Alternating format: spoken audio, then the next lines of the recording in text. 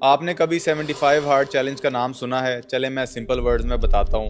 ये challenge Andy Frisella ने बनाया था और इसका मेन एम होता है मेंटल टफनेस और डिसिप्लिन बिल्ड करना।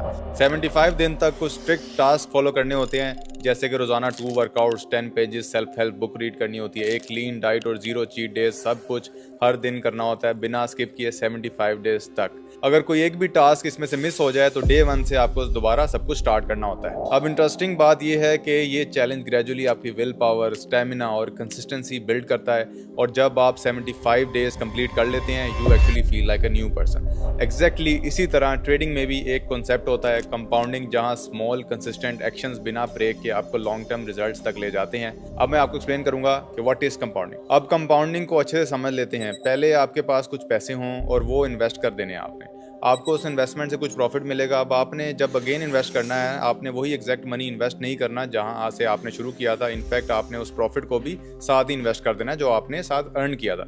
अब जो आपकी इनिशियल मनी थी उसको प्रिंसिपल कहते हैं, ठीक है। प्रिंसिपल वर्ड जेन में रखना है।